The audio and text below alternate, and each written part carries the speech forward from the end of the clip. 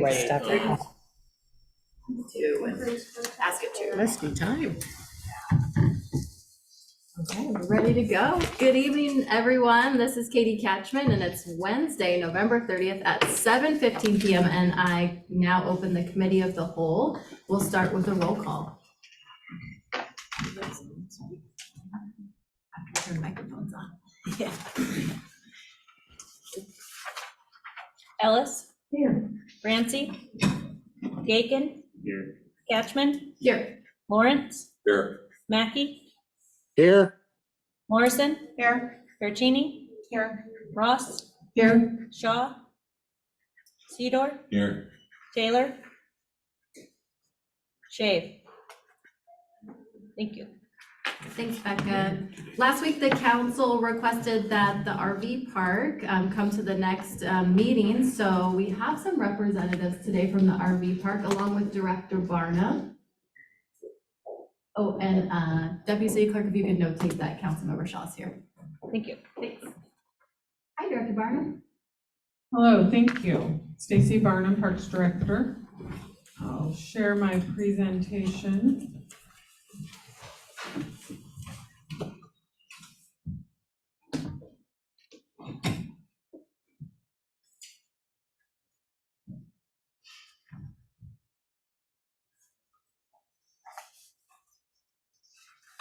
All right, well, thank you, City Council, for allowing us the time to come and talk a little bit more about the proposed RV park project.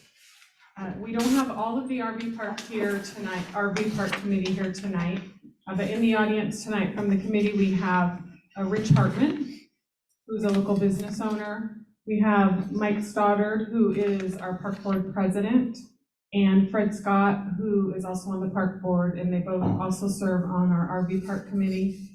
Other committee members include former Parks Director Wes Peterson, former Parks Director Carl Harris, and Port of Grace Harbor employee who also manages Friends Landing, Alyssa Shea.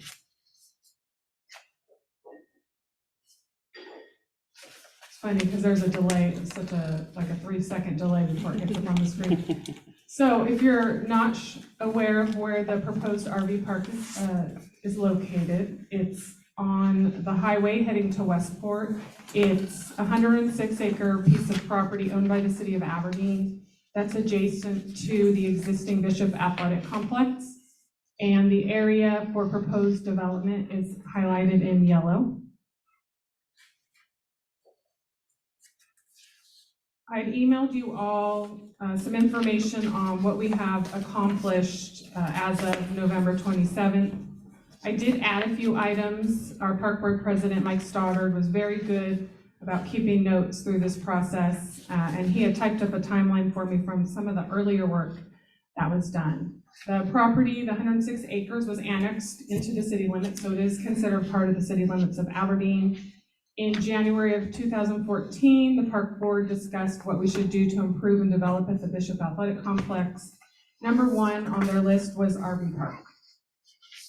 In March 2014, they discussed and direct then Parks Director Carl Harris to find the best location in the complex to put the RV park.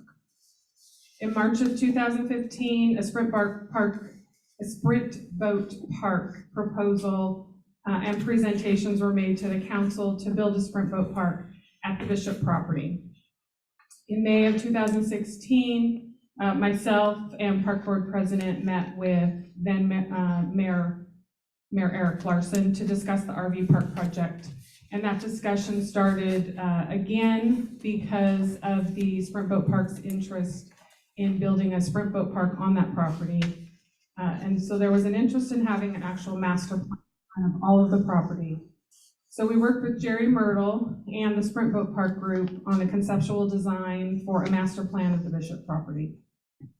After that was done, we had a wetlands delineation report done on the property. The city hired Ecological Land Services, and the report was completed in 2017. So wetland delineations report is determining what category and types of wetlands are located on that property, and then mapping out the areas and locations of those wetlands so that we know what type of development we can do within the property.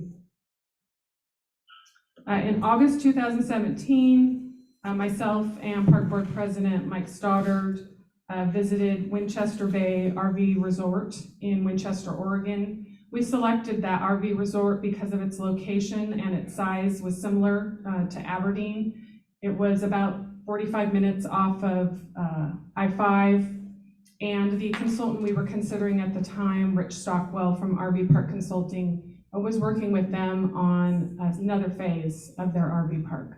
So we went and visited their RV resort. They had 120 spaces at the time, and they were able to build that for $6 million. Since construction in the mid-90s, they were able to generate a profit of $14 million, and they reinvested that money into their marina operations and their RV resort. We hired RV Park Consulting in 2018. We received a $5,000 grant from Grace Harbor County Lodging Tax Program to help pay for that, and the city covered the remainder of the cost for the design. RV Park Consulting did a conceptual design, they did a feasibility plan, and then after we met with Ecology, we determined that this plan was not going to work. He had done design in areas that were category wetlands that didn't allow the type of work and the volume of, the number of acres of wetlands that would be disturbed. In September 2020, we formed the RV Park Committee with permission from Mayor Shave. And we met with DOE and the Army Corps of Engineers to talk to them about the project and what our restrictions were and what we need to take in consideration. And they told us you cannot build in the wetlands. And so in working with the new consultant, we made sure that he understood that we needed to be out of the wetland areas and do a design in the uplands. So in July of 21, we hired RWD Landscape Architecture for $50,000. We received a $20,000 grant from Grace Harbor County Lodging Tax, a $25,000 grant from the city's lodging tax fund, and the city was going to contribute the other $5,000.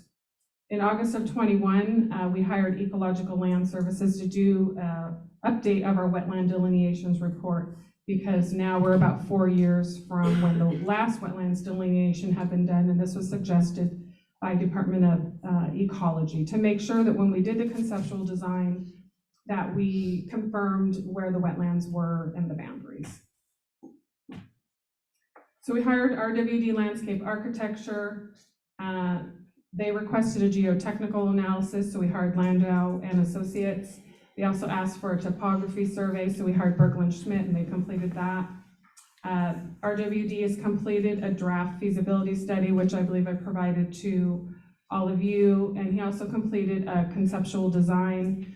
The committee asked him to do the cost estimates in phases so that the city had the option if we wanted to do the project in phases. So he broke it down into 5 phases.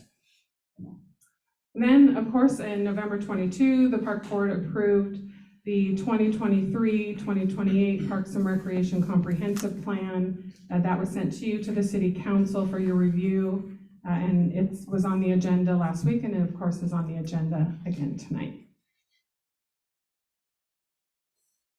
So here's the conceptual design. It shows 3 phases.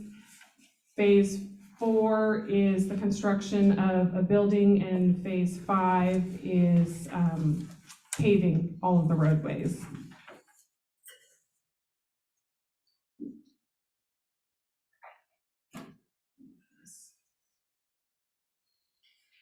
Phase 1 includes 27 RV sites, 5 tent sites. Phase 2 includes 26 RV sites and 14 combination tent and glamping sites. And phase 3 would include 20 RV sites for a total of 92 spaces. So project budget to date, how much have we spent so far? I think I'd mentioned the RV Park Consulting, and then the RWD Landscape Architecture, the Geotech, the Design Topography, the Ecological Land Services. So we've spent a little over $100,000 to date on this project. Per the contract with RWD Landscape Architecture, they have submitted their final bill, which will be $4,000, and that will complete their contract. As of right now, I have no budgeted expenses for the RV park project in my 2023 budget request. Any potential design work is contingent upon finding grant funding. And now I'd like to turn it over to a couple of our RV park committee members who'd like to also speak on the project. And first we have Mike Stoddard, our park board president.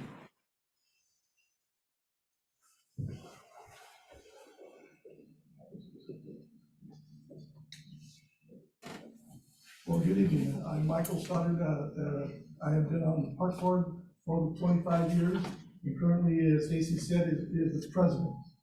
The park board was looking for a project out at the Bishop Complex that would enhance and be compatible with the park in the complex, but more importantly, to help our community.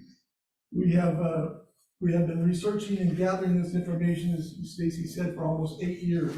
We've traveled around the local area and checked out the RV parks in Hoquiam, Montesano, Elma, and as Stacy said, we traveled down to Winchester Bay and reviewed all their information and got information from them for us to make a good choice. And the RV park was a choice. We decided to work out there at the Morrison Complex, Bishop Complex.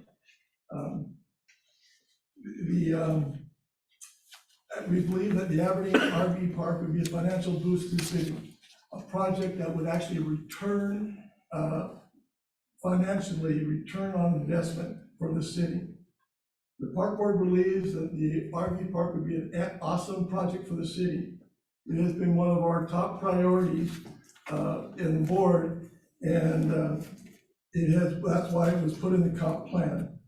We also added the park committee, so we would have volunteer local members and the business places and obviously park directors to help us with this project and with the study of an RV park. Other cities along in the state also have RV parks as well as golf courses that they run. While our work is not done and we are very close, we still need more time to make changes and look at the study on the financials a little bit closer, as well as the cost estimates of the project, and yes, even the funding of the project. Please let us finish our work and bring back the final recommendations to you, the council, and we will not bring anything back to the council without it penciling out financially. Thank you.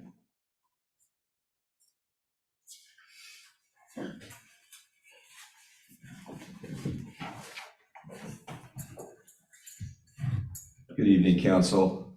Rich Hartman from 5 Star. This has been a long process. I wasn't involved for all 7 or 8 years, but I have been intimately involved with the rest of the board as we've gone through numbers and dealt with designers.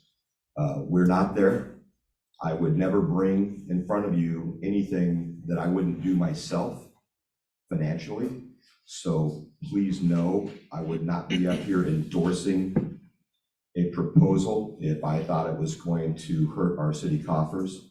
I think you know that I'm pretty decent at adding to the city coffers, and I want this project to be more than revenue neutral.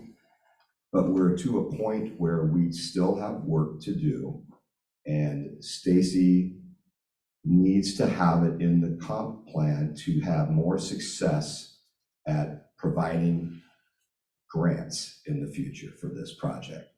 So for the cost of the ink, for the extra paragraph or two that'll be in your comp plan, it will help us potentially secure, as I say, free stuff from the feds or the state to work on this project. When it comes down to the brass tacks, when we start getting a real budget and a real pro forma, we'll come back and you'll know how I feel about it based on the numbers in front of you. Right now, none of us are comfortable with the estimate from the consultants. It's ridiculous, but I don't believe them. I also am going to be in the RV business. I have 10 acres in Ocean Shores that I will be developing. I know this process. This is all familiar with me. The reason I'm not considering doing a project like this in Aberdeen is simple. I already have about $20 million of real estate in this town. I'm getting ready to put my life savings back into the Ford and Chrysler facility at the east end of town. I don't need another Aberdeen project. We, as business owners, like having other businesses similar to ours close to us. Just think of the fast food restaurants. Recently, we had Chipotle coming into town wanting me to give them the Ford store because they wanted to be next door to the rest of the fast food places. Well, it's no different with RV parks. You have RV ownership at an all-time high. And anybody that you know that likes to go off for the weekend or a few days in the middle of the week, ask them how easy it is to find a place to go. And if you know these RVers, you're going to find out that they can't get reservations anywhere. So this is a reasonable project, especially because you have built-in business with the park and play fields next to it. Again, it's got to pencil. And it would complement the 2 RV parks in Montesano. It would complement the RV park at Hoquiam, and it would even complement the park in Cosmopolis, let alone helping Ocean Shores and the rest of the North Beach and the few that are in the South Beach. So, sometimes people want to know, why doesn't a private business, we should let the private businesses do this.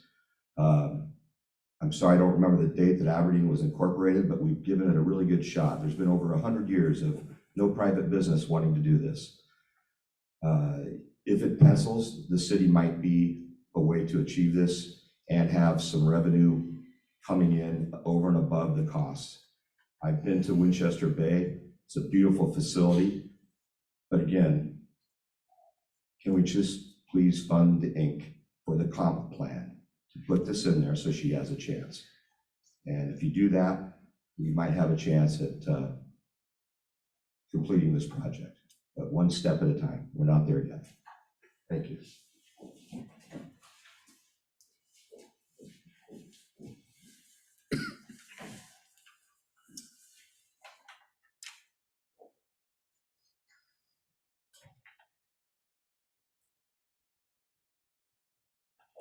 Thank you, Rich and Mike.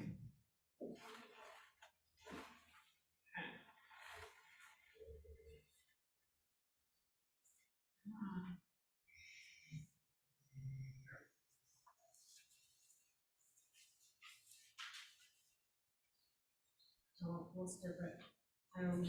I know the council has a large agenda, so we'll get down to where we left off.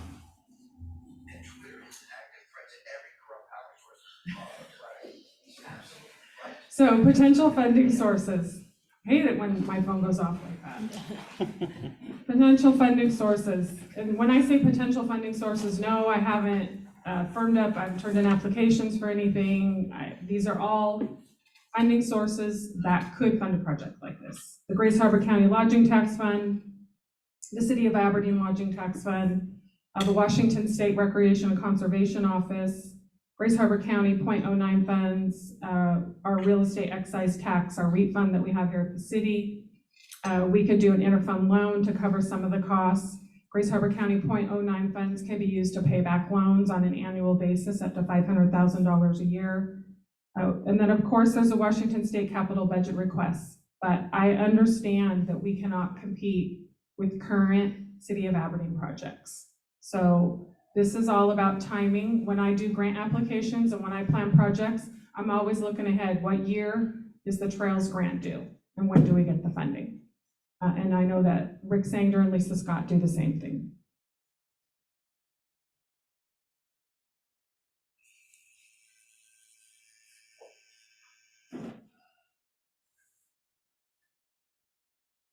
What work is left to do? We need to update our operation financials, as Rich has mentioned. I need to meet with the finance director. I need to work with the RV Park Committee. We need to firm up our construction costs. Rick Sanger and I have met with Bob Droll from RWD Landscape Architecture, and we did start a conversation with him so that Rick had a better understanding of of where he came up with these cost estimates. Rick, like I, have been with the city of Aberdeen for almost 30 years. And Rick was the lead engineer that built the Bishop Athletic Complex. He knows what it takes to build roads and foundations for buildings so that we don't see settling. If you go out to the Bishop Complex, it looks exactly the same as it did when it was built 20 years ago. So we're lucky to have Rick here. Rick, I'm gonna need your help, so I'm brown nosing you here. We need to identify comparable government-operated RV parks. There's a number of ways that you can do it. You can own and operate it yourself, you can build it, and then you can contract out to have somebody operate it. And review those financials so we know what is our operating model gonna look like. And then we need to do a final review by staff and the RV Park Committee, and we need to present our findings to the mayor, the city administrator, the park board, and to you, the city council. So before I ask for questions, just a reminder, as Rich pointed out, this is not a request to proceed with the project. I don't have all of the answers today. I have a lot of the answers, and I think we all have a lot of good information on this. And what we have found is that this project is worth keeping in the plan so that we can continue our work to determine whether or not we should move forward actually with the project. And Rick, are you online still?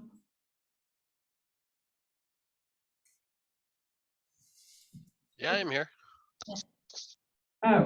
Rick, I know that Rick supports the project. Do you want to talk a little bit about the RV park project and then what we talked about for private development? Yeah, well, one thing that just came up in conversation was that for the parks comprehensive plan, even if we want private development for the RV park, it still needs to be in the comp plan. Because that gives what that does is that sets priorities, and that says our citizens have said that the RV park is a priority. Our council said that it's a priority. The comp plan, all that does is set it as a priority and allows us to then look for funding and also look for other private development that may want to build a RV park on their own and that we prioritize. So, I mean, it's important. It doesn't commit anything other than, you know, all financial commitments come back to the council anyway. This is just a comprehensive plan. Thank you. Yep.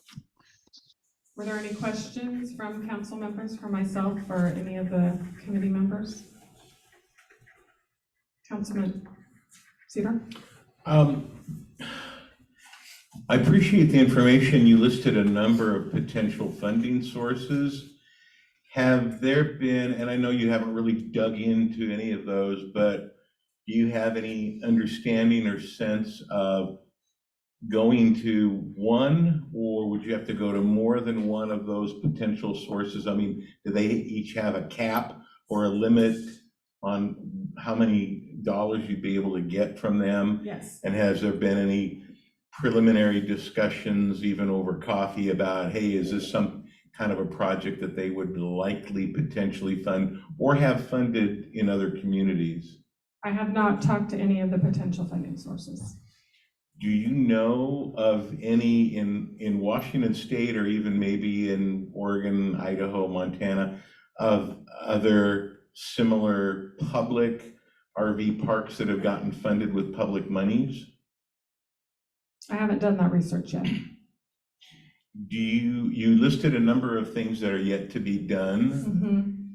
Do you have any kind of a rough idea of what you're talking about in terms of staff time or money in the next 2, 3, 4, 5 years, whatever it might take? I would say, depending on what's happening with the project, will dictate how many hours I spend on it. So if I've hired a consultant and they're working on the design, or I'm waiting for a geotech analysis, then maybe it'll be weeks, before I do anything, because I can't take step number 3 until I have that information.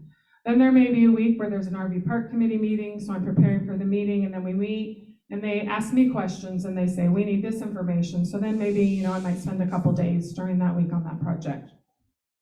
As far as will there be a need to spend any money on the project in the future, the next step would be architectural and engineering, so actual construction design, and that would be contingent upon me identifying a funding source to pay for that.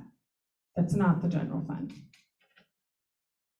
I was curious, you made a comment, this is the first time I'd heard this, that paving, I guess, of the roads on the project wouldn't happen until phase 5 or at the very end. Why is that? Because of the type of soils, the RWD Landscape Architecture recommends that we do an impervious surface gravel roadways and let the settling happen before we do the paving. But that is not what we did when we constructed the Bishop Athletic Complex.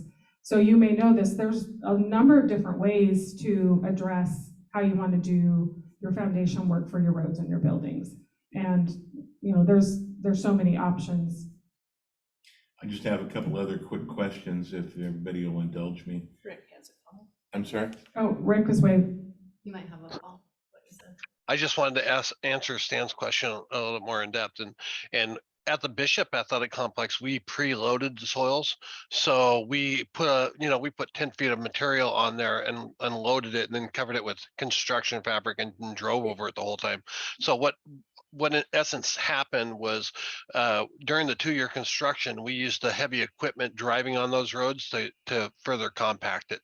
So that's why they'd wait till the end, so that pave it at the very end. That way all the construction traffic would help compact those soils and consolidate. So you don't have any movement or But- less movement.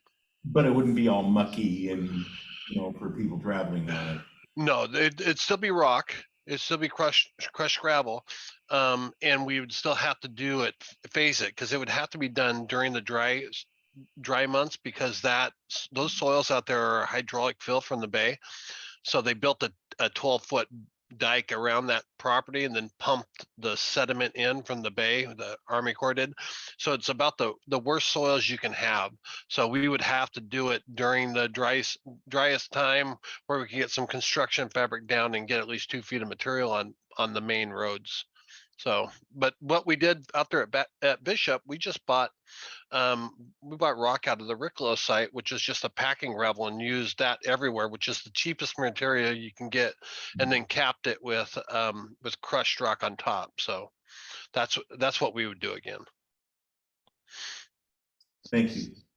And I don't know if this question, if you feel comfortable answering it, Stacy, or maybe Rich might add in.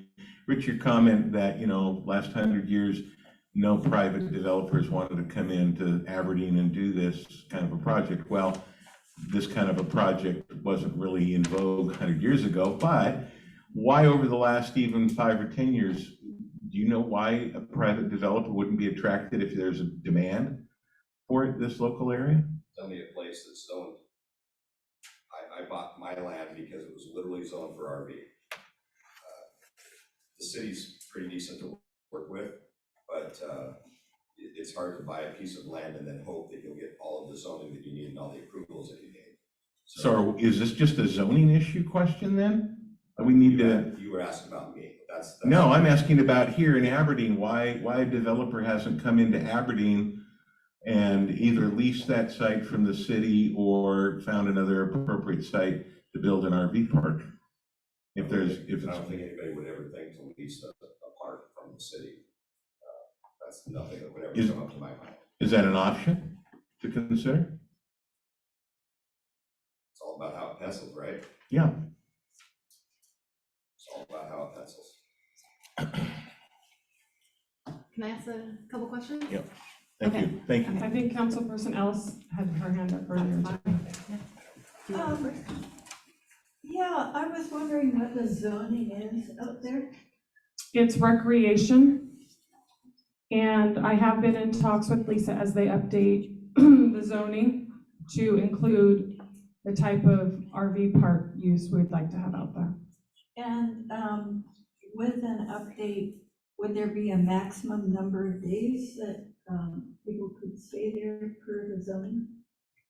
Yes, that would be addressed in the zoning. Yep, we would have to have that plan. Yes, that's correct. And so when you're working the numbers, will you keep that in mind in terms of the youth rate or how many sites are generating income over the year, say? Yeah, that would be part of our business plan. Yes. That would be interesting to see. And then just to clarify, the roads, are they going to be just crushed gravel or pervious concrete? I think they would just be gravel. And eventually would be paved. That would be the plan. But not with pervious concrete, with Asphalt. paving. Okay. And it sounds like with the 10 feet of fill or whatever that's been out there, a high water table wouldn't be a problem as far as use and flooding. I don't think so. We don't have an issue currently at the Bishop Complex. But the water table would be part of the engineering and architectural design. You have to have stormwater detention and plan. So then in the comprehensive plan that, for the Parks Department, we're being asked to approve tonight, the survey asked for people's priorities, and an RV park was number 7. It wasn't in the top 3. And I know that there's things changed from 2014 to 2022, 2023.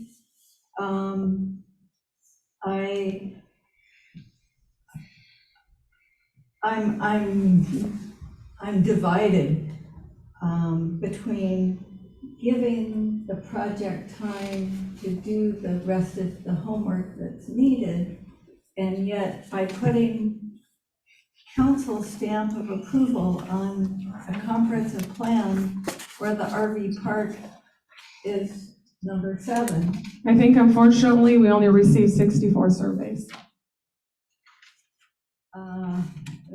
That's a tough sell for me.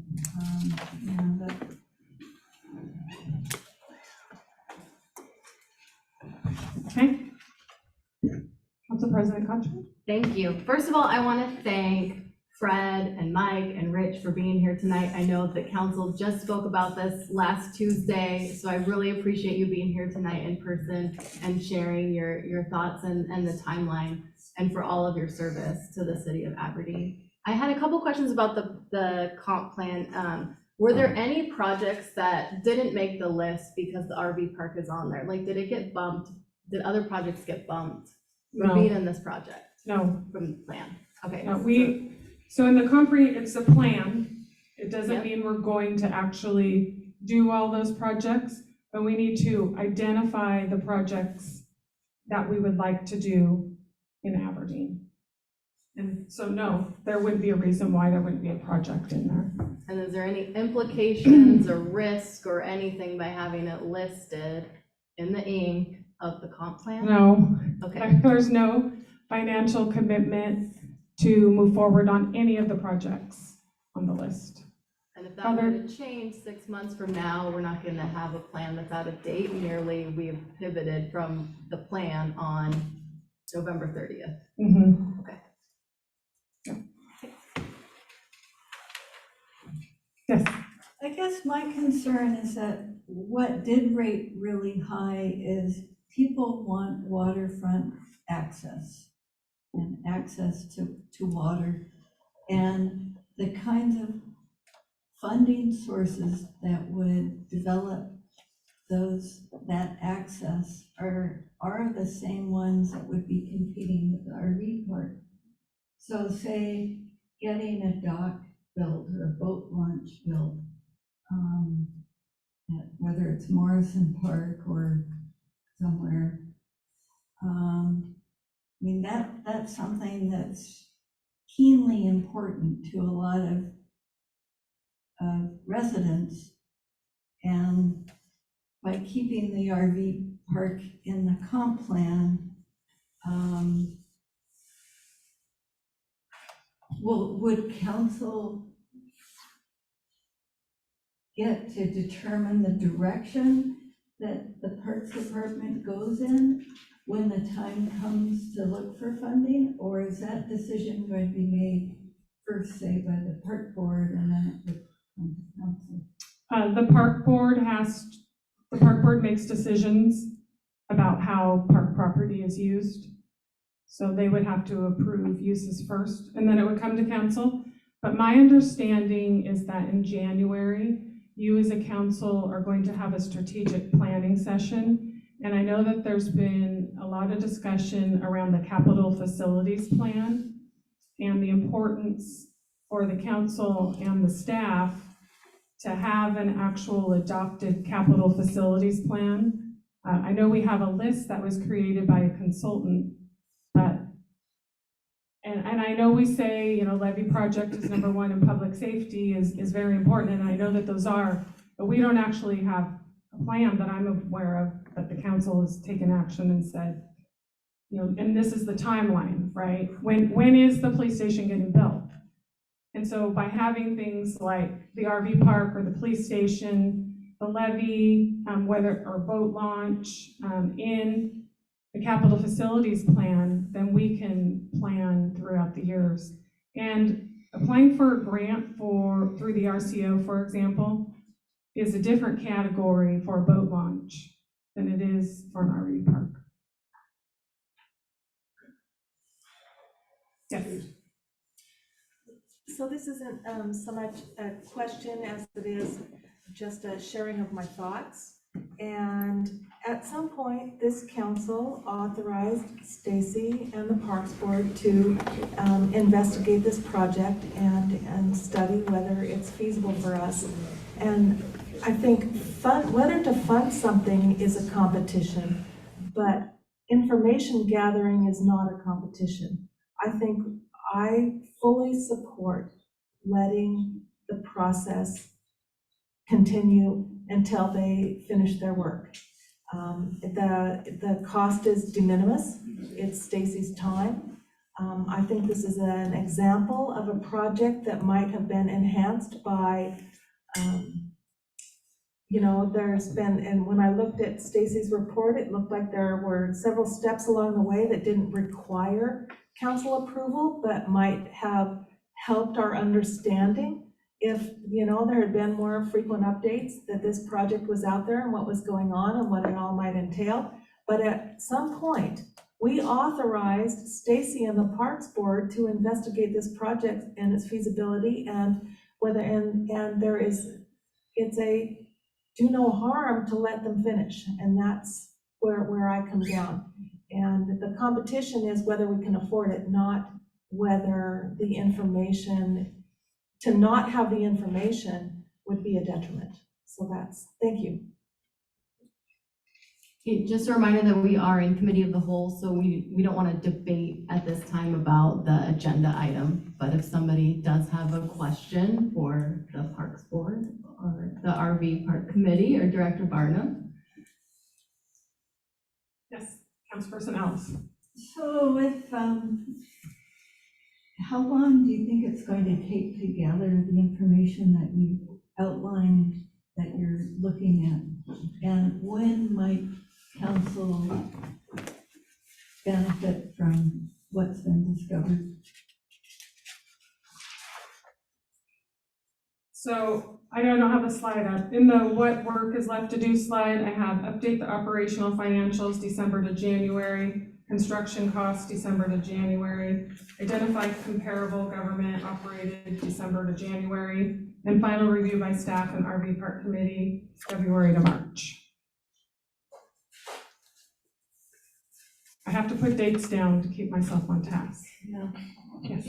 So potentially at the end of the first quarter, we would have the kind of information that we'd be looking for. Yes. Thank you. Councilperson Gagan.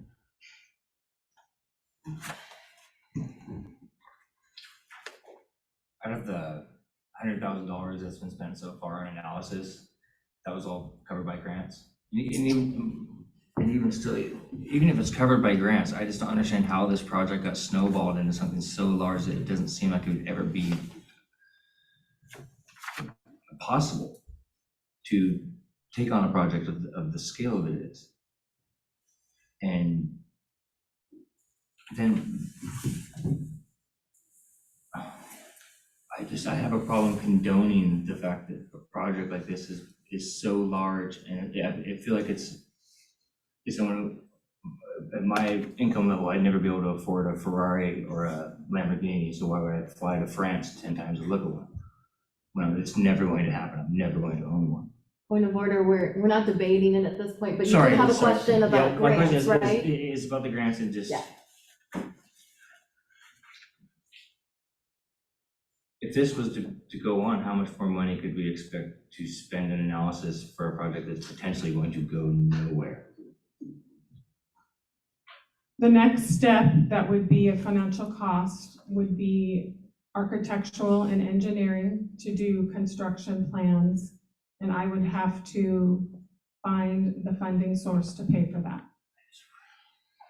I would really like to see this happen, but on a very smaller scale. I see the need for it, but just where it's gone, what's stopping it from turning into a $30 million project? Were there any other questions from council regarding this project? Is everyone comfortable to make a vote tonight? Are we good? Okay, All right, thank you. thanks, Director Murphy. Thanks, RV Committee. Question, Question, yes? we'll be talking more about the comprehensive plan later on in our meeting, Yes. right? Okay, Yeah. thank you. Yeah, this was just a presentation regarding the RV park. All right, next item on our agenda is updates from our department heads and the city administrator, so hand it over to Bruce. There are no updates and there was no report submitted to each of you.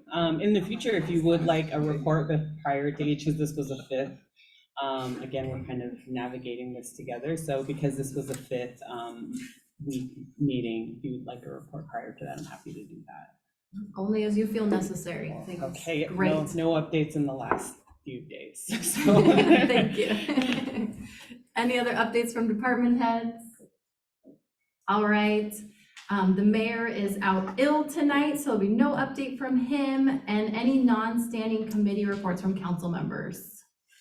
And it's a short week, yes.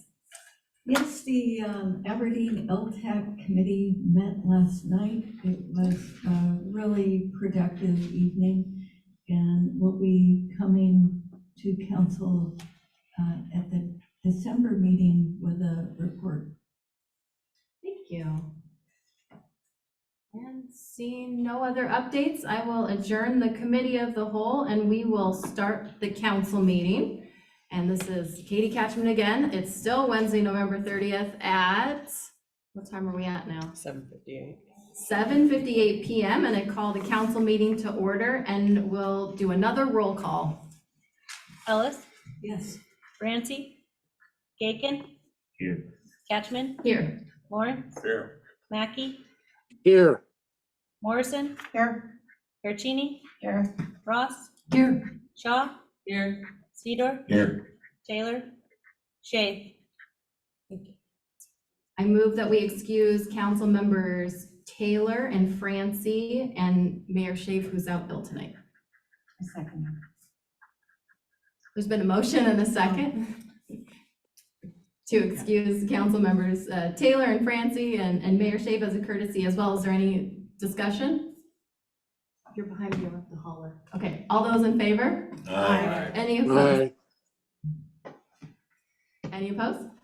Okay, motion passes. And we'll move on to the flag salute. Is Violet still around? No Violet? All right. Mike Stoddard, will you lead us to the flag salute? Allegiance to the flag of the United States of America, to the republic for which it stands, one nation, under God, indivisible, with liberty.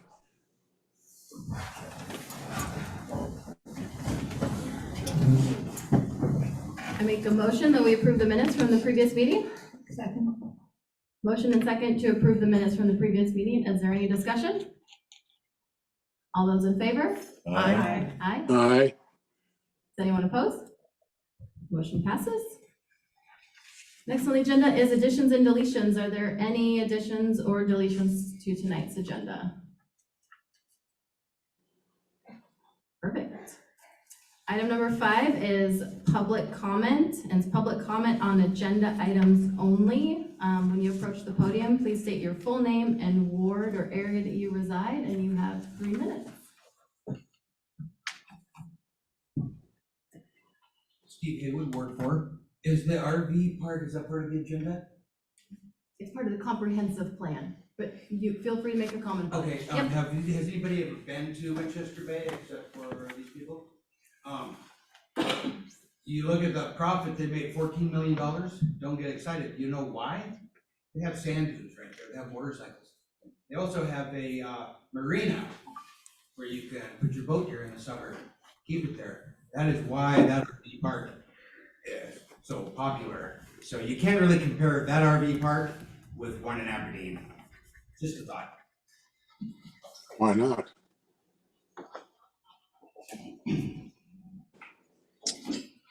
Hi, I'm Tara Croft, Ward 4, and I just want to bring happiness because I think that's an awesome plan that Stacy presented. The whole comprehensive plan would be a boom for Aberdeen, and we sorely need it. The boat launch, that will bring more recreation to Aberdeen.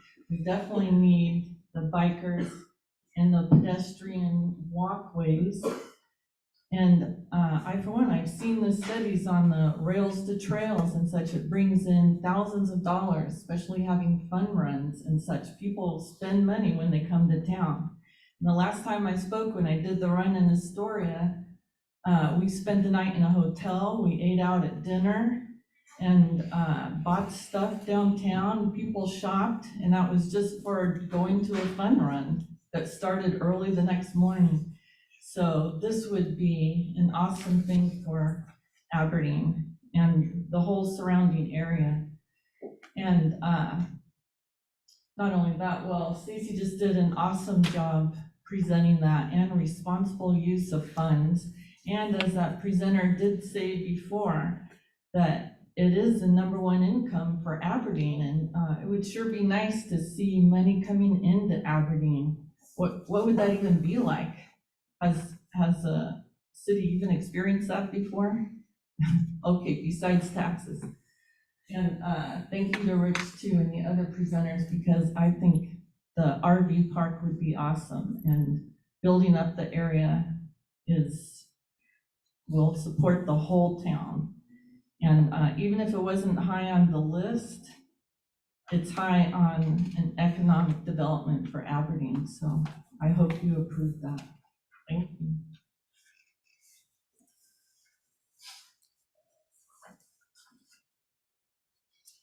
Next item on our agenda is Finance Committee, and we should have a committee chair report from Councilmember Ellis. Thank you. The Finance Committee met this evening. We had a very light agenda, and primarily what's ahead of us is a council discussion on the 2023 final budget and department heads presentation.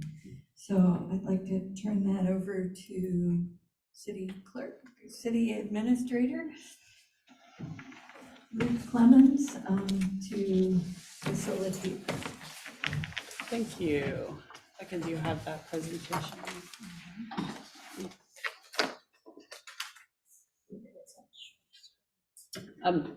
I was asked at the last meeting to provide a just kind of an overview of departmental spending and the strategies behind those. And so we provided you a PowerPoint presentation that you should have received. And so I just kind of wanted to go over that with you. Our community development director is out tonight, so if you have any questions regarding that I'm unable to answer, or any of our other directors are unable to answer, I'm happy to get those answers to you at the next meeting. The last couple of meetings, our finance director, Patricia Soul, went over the fine details of the budget, and I wanted to go over the actual strategies and what the thinking was behind those. Unfortunately, we don't have like a strategic plan to work off of, so every department was responsible for kind of creating the strategies that went into their budget decisions.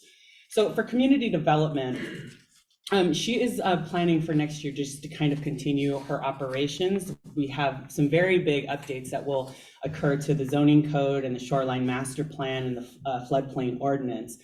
We also are trying to make it a better customer experience in our in our community development department. And so we're gonna make some important updates to the website that make it a little more of an intuitive opportunity. I think we learned a lot from COVID. And so with that, she decided that she's going to update the website to continue that experience. She found that it frees up a lot of staff time, and that customers are able to navigate the website more intuitively now. And so she wants to kind of improve that experience. For those of you who are unaware, the library will be undergoing an update. We'll be remodeling the building next, that is a city-owned building, and they will be doing this and doing that. They will be updating the building, and our community development group will be overseeing and coordinating with them on that remodel. We also will be adopting new 2023 international building codes. That's just kind of aligned with the codes that will be implemented next year. And then she's also going to focus on cross-training to ensure coverage and employee development. So that's something that she's done. She operates a very lean department as it is. And so providing those cross-functional and cross-training opportunities for her is very important as well for her team. Currently for 2023, there are 5 properties that are on the abatement list. And so if you want more details on which properties those are, I can definitely get those for you. But yeah, there are 5 properties next year that will be abated. And also, she will be investing in the online permit portal. That seems to be kind of the direction, is just to kind of modernize our practices. And so that's the direction that she's going to be heading. We will still offer in-person services, but to just offer those more modern approaches is something that she's considering as well. Moving on to the finance department. Our finance department operates under the radar for the most part, and she has a couple audits that will be going on that next year that she's going to be responsible for. But what she's provided are just kind of the normal operational items there that you see before you that include annual reporting, grant reporting, the city budget, monthly financials, and so on and so forth. But like I said, she does have a couple SA or state auditor's office audits that will be happening, financial audits as well as performance audits. That does take up a lot of staff time, so that's what she will be focused on. That's what she's focused on with her budget. Moving on to fire. We do have an agreed upon collective bargaining agreement that has increased their staffing by 3 personnel. And so we will be able to make those adjustments in next year's, that will be reflected in next year's in the 2023 budget. We have also allocated $500,000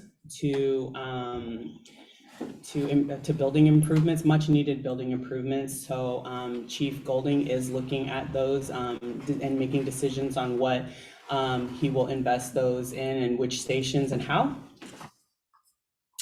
And we will be making a final interfund loan payment as well. So that's good news for the fire department that will be the last payment they will be paying back. I believe, I forget which fund it was. It's to the water fund. The water fund. Directly to the fire engines. Yeah, that's great.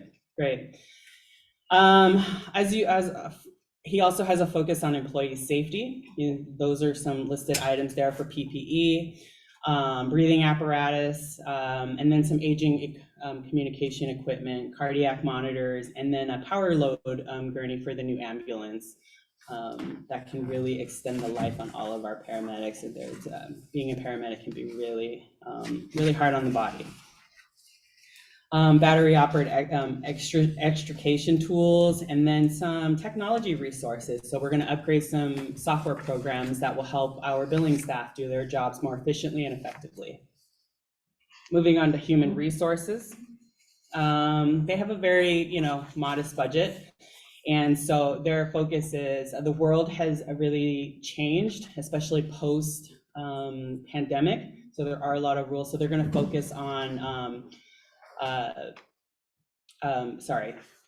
training and development for, it's just Danny and Maria in that office, and they're going to focus on just kind of training and developing their, and understanding the new rules and regulations and catching up. There's a lot of catching up to do that way.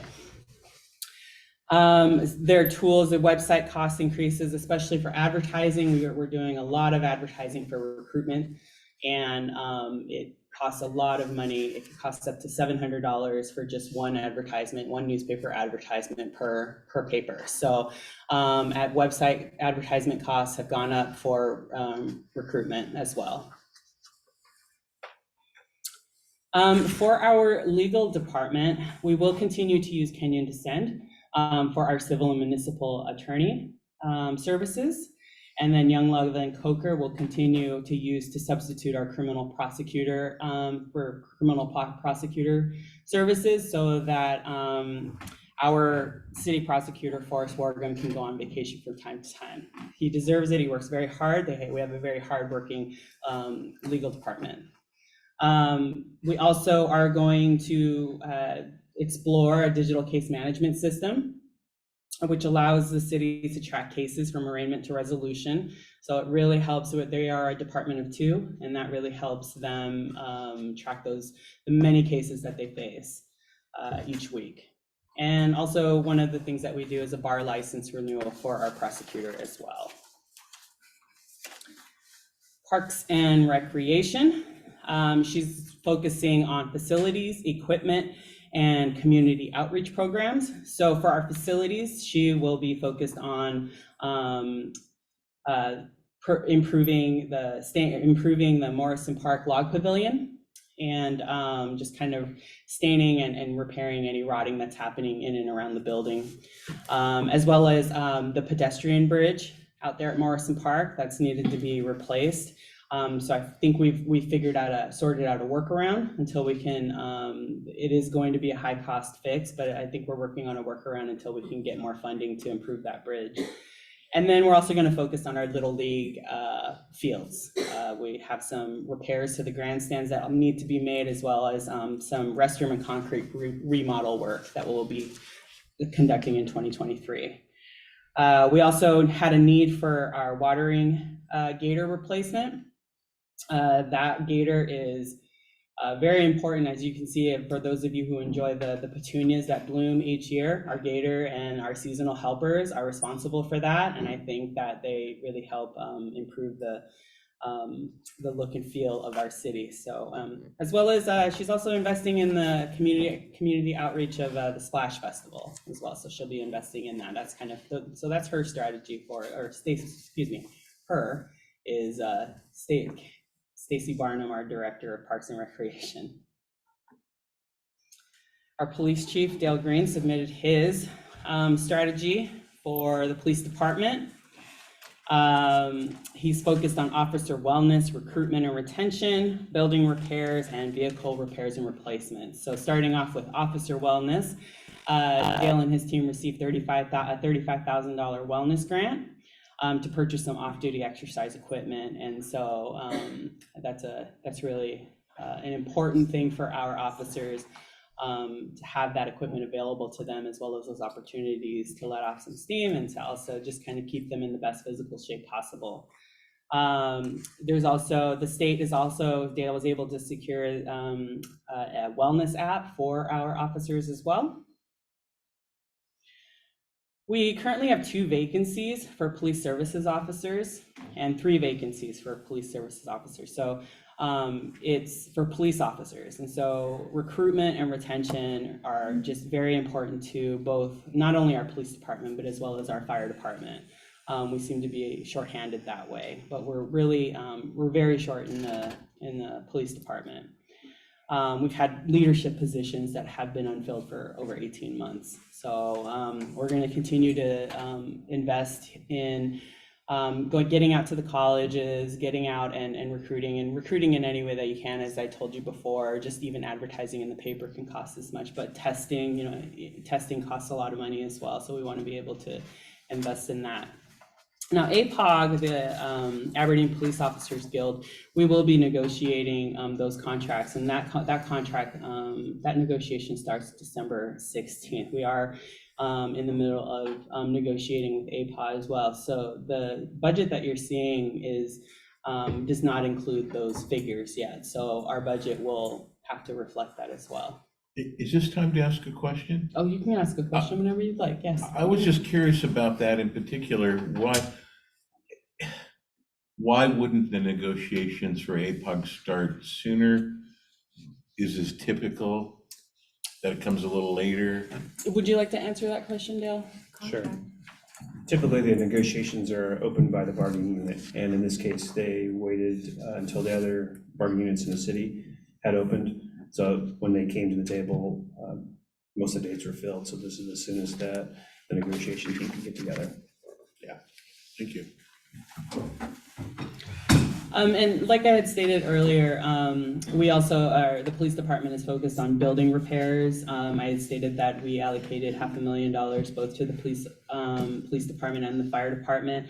We have some major structural deficiencies at the police department, and so we felt that this money could help address a lot of those. And so Dale has scheduled a structural feasibility study of the building to kind of like address the ongoing plumbing issues that are happening that's caused by foundation issues because the area is kind of sinking.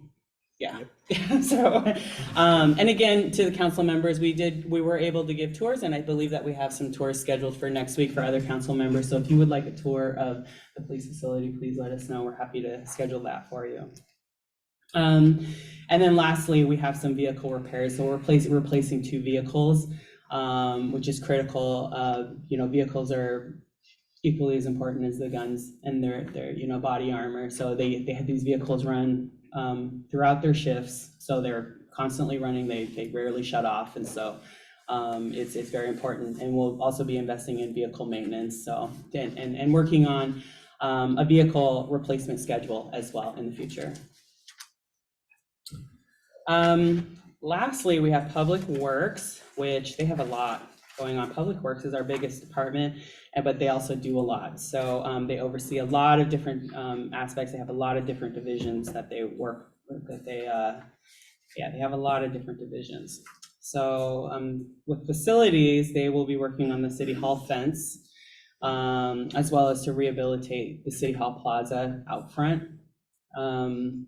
Engineering will be focused on, replacing some computers that are much needed for CAD, for the CAD program that they use to engineer, and some vault, they have a record retention program. We have a lot of old maps in the back building that are, who knows, decades, 100 years old, so they want to be able to manage those and to store them.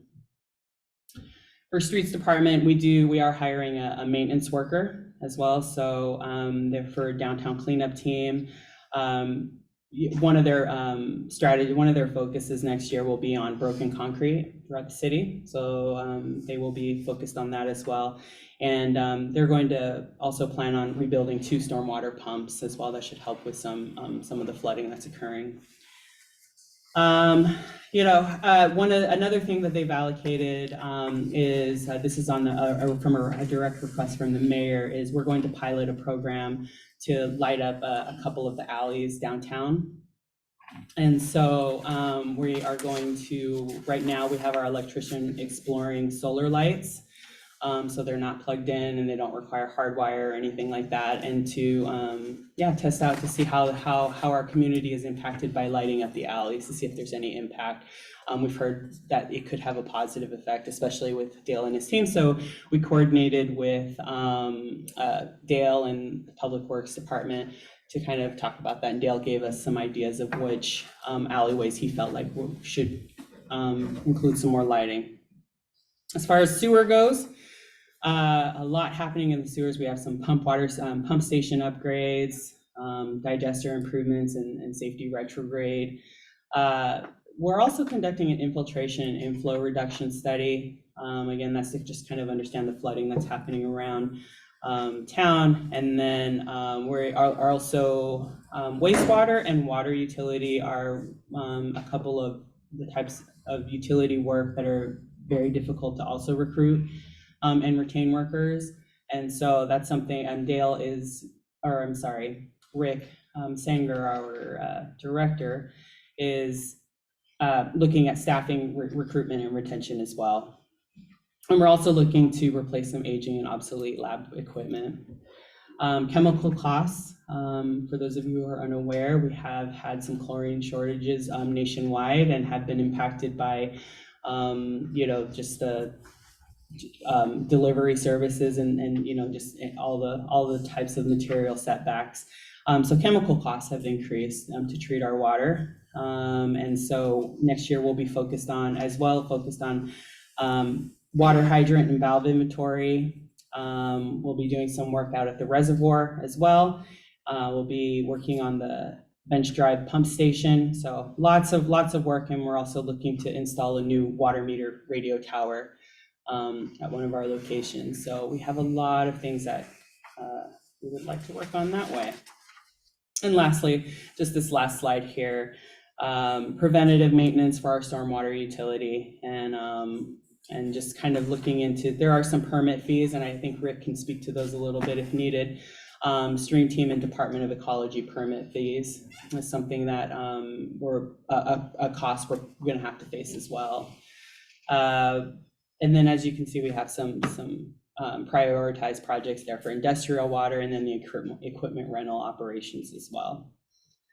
So, and that should do it for my report. And yes, I'm happy to answer questions. Thank you.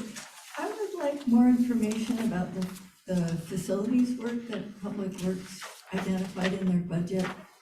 Sure. We're looking at over 100,000 between the City Hall fence, which if I remember correctly was 40,000, and rehabilitating City Hall Plaza for 90,000. I'm questioning the need for a fence around the parking lot at City Hall. I know at one time it was mentioned that, what are those things called? Catalytic Yes, converters. that we wanted to prevent the theft of those, but those are on very specific older vehicles for the most part, and I'm concerned about the cost. I'm concerned about the look of fencing in the parking lot and how all that works for access. And then with the City Hall Plaza, a lot of work was done on the plaza this year. So what are we going to get for that hasn't been done, the plaza? The plaza right now, it's my understanding that the asphalt that was implemented in the plaza was just kind of something to, like a placeholder of sorts. There is the plaza also, the fountain also I believe needs to be repaired. And then it just doesn't, if City Hall is kind of that, this is representative of our town, then I think that the plaza can use a little investment. I don't believe that we invest too much in City Hall. But again, I just started in October. But as a community member, and I do, living here, just that hodgepodge of, concrete and then, asphalt, I think that was just kind of a holding spot until we could get more funding to kind of make those repairs and kind of bring something that was a little more aesthetically pleasing and a little more representative of how we want our community to look. So that's my understanding of it. So, And I'd asked you also about the the fence, and you said you were Right. going to look into this. Yeah, that was, in speaking with, and Rick is on, he can speak about the fence, but I believe that that's a preventative measure for our city vehicles that are left unattended overnight. We have other vehicles, especially out of our public works vehicles, those are behind fences as well. So it's just to protect city property that's left here downtown. So Rick, I see your hand is up. Yeah, the parking lot was actually driven by the city's safety committee. There was a number of our women employees that didn't feel safe walking up to the parking lot at night in the dark. They've been accosted a number of times by the homeless, and there was really nothing to do. You couldn't bring a police officer every time somebody walked out of the building. The idea was to get the cars locked up during the day with a gate that they could get in and be secure getting in their vehicles. They still have to cross between the doors to the parking lot. So obviously nothing's, completely safe. As for the catalytic converters, that was a good a bonus. We have a fence now. We can lock up our vehicles also, so that to take away that. I was told that if we got hit, it would be approximately $10,000, about $1,000 per vehicle. So it doesn't take many vehicles to pay for that fence. The pavilion, that's a placeholder. I don't know what it's going to be. I haven't done a detailed estimate. What we know is that the whole plaza is filled with trip hazards, and we've been asked to address trip hazards. We've applied for lots of grants. We're doing lots of sidewalk replacement. I think it's important that we don't have trip hazards right in City Hall Plaza. So in order to do that with the concrete work itself, we're going to do it with city staff. So it's probably going to be under $20,000. The problem is that fountain, it has the lights that are in, waterproof lights, they're loose, have to be replaced. The pump has to be replaced. The drains have to be replaced. We don't know what subsurface work has to be done until we cut into it to find out. We may be able to save a whole bunch of it, but then again, we might have to replace every bit of it too. So we put worst case conditions and, plan for the worst and hope for the best. Thank you. Yes, Councilmember. Have we ever considered replacing that or just getting rid of the fountain out front? I know that might be blasphemy to some people, but I know there was a lot of issues when it was functioning of, people throwing soap in it and getting soap all over the place. But, maybe there's something else that would look better in that whole plaza out front. So anyway, my 2 cents. Yeah. Yes, Councilmember Shaw. So, I actually had a couple of questions. One, on the last slide, it talked about equipment rental operations. And I know in our last audit, there were some equipment rental questions, and I'm wondering to what extent does this budget address the concerns of the auditor about our equipment rental fund? I believe that most of those have been addressed, and Patricia, if you wanted to speak to that, our finance director has done a wonderful job kind of getting us into compliance with that particular issue. And so I will let her speak to that. So equipment rental operating needs policy and procedure. It isn't so much about having the funding to fix it immediately and make it so that we can set aside X number of dollars. It's more about having a policy and procedure that we institute to show that we're setting it up for the equipment reserve. Equipment operating, we have a draft procedure that we have not finalized, but that is part of what the plan is to get those finalized for the others. Thank you. Yep. So my next question was, as a member of the RFA committee, I was curious to what extent this budget captures or projects the potential possibility of us transitioning to an RFA. We spoke with, and I'll let Dave speak a little bit to it, but this, I believe it was yesterday. These days run into each other. So yesterday we met with finance director from Hoquiam, who is overseeing the finance of the RFA, and as well as city administrator Brian Shea from Hoquiam. So we kind of had a meeting about what the financial impacts will be to Aberdeen, and we discussed that.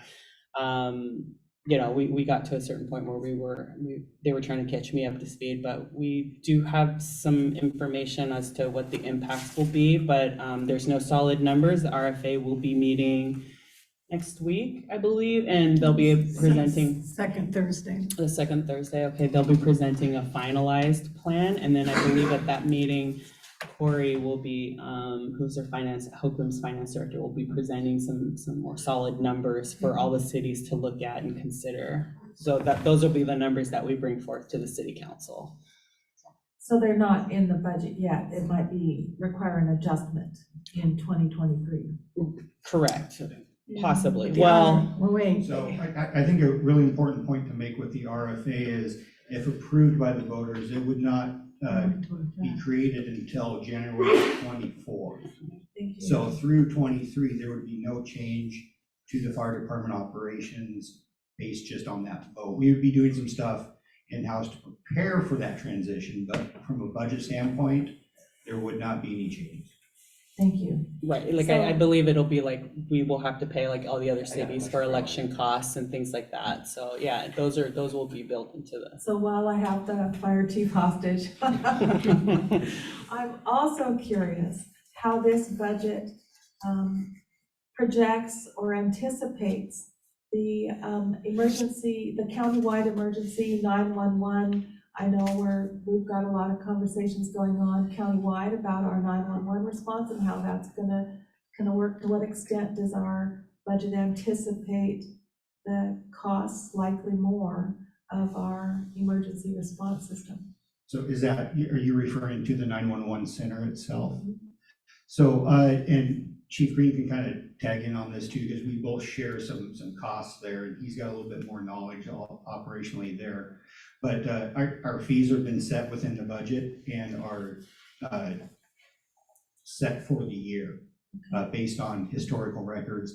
And each year they update those numbers for the next year. So as far as the operations of the 911 center from a budget standpoint for the city, there would be no increases. The only thing you might see is if something happened where they had to shut down because of lack of staffing or something, we would have to scramble as a city to decide what it is we would have to do to have a dispatch for ourselves. And that could create a huge issue for us to look at budgetary wise of how can we do that. Dale, anything you want to add to that? Yeah, I think our user fees increased by 18% or so to about 360,000 between the two agencies that get serviced by 911. Are there any capital costs that the 911 center is anticipating that we should be saving for, planning for, that are incorporated in this budget? No, their stuff, their capital improvements are all set through their own budget. So And that's part of our annual fee? That does go into some of that, yeah, but they collect some tax dollars and sales tax money to help with their infrastructure and their capital improvements as well. So not to pick on police and fire, but this next question is for the city administrator. It's my understanding from the mayor's budget message to us in the first thing that came out that the $1 million for the police and fire department building issues, he's recommending that money come from the insurance reserve. I'm wondering what the thinking is on that, and why are we not spending that from our regular reserves? Why are we drawing down our insurance reserve for those needs? I believe that $800,000 of that came from the reserves, and then the 200,000, I think that was reflected. Sorry, Patricia, to make you get up again to explain that. Those were much needed fixes that had to be made, and so. I'm not questioning the need for the fix, I'm questioning where the revenue is coming from. Why draw down the insurance reserve when we are predicting several $million of revenue that might be able to pay for that? We have $3,200,000 sitting in general fund cash, excluding the insurance reserve. So if we used $1 million of that, that would reduce the general fund reserve down to $2 million. So that is a decision of council.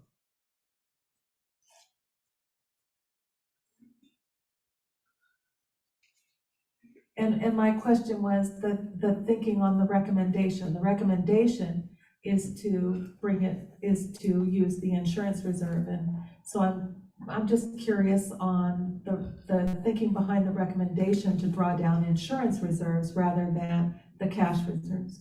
Because it's a capital project, and typically when we're moving money out of insurance reserve, it's been to cover some of the capital projects, not operations.